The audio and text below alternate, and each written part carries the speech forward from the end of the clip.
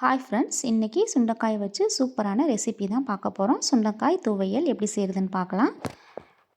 ஒரு கப் அளவுக்கு சுண்டைக்காவை எடுத்திருக்கேன். இதை இடிக்கல்லில் போட்டு இந்த மாதிரி தட்டிட்டு எடுத்து வச்சுக்கலாம். கட் பண்ணுறதை விட இந்த மாதிரி செஞ்சோன்னா நமக்கு வேலையும் கொஞ்சம் ஈஸியாக இருக்கும். கடாயில் கொஞ்சமாக நல்லெண்ணெய் சேர்த்துட்டு தட்டி வச்சுருக்க சுண்டைக்காவை சேர்த்துட்டு அதோட பச்சை ஸ்மெல் போகிற வரைக்கும் இதை வதக்கி எடுத்துடலாம். அதே கடாயில் இன்னும் கொஞ்சம் நல்லெண்ணெய் சேர்த்துட்டு 1 டேபிள் ஸ்பூன் அளவுக்கு கடலைப்பருப்பு சேர்த்துக்கலாம்.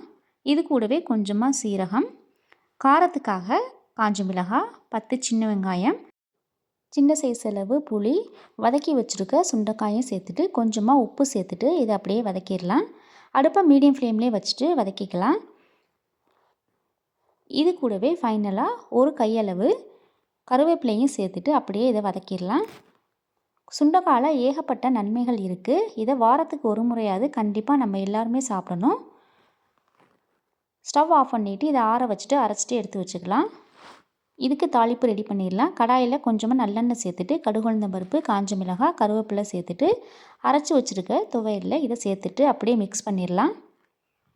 அவ்வளோதான், சீக்கிரமாகவே இதை செஞ்சிடலாம். நம்ம இட்லி, தோசை, சூடான சாதம் இது கூட சேர்த்து சாப்பிட்டோன்னா அவ்வளோ டேஸ்டியாக இருக்கும். இது மாதிரி நீங்களும் வீட்டில் ட்ரை பண்ணி பாருங்கள் ஃப்ரெண்ட்ஸ். தேங்க்யூ.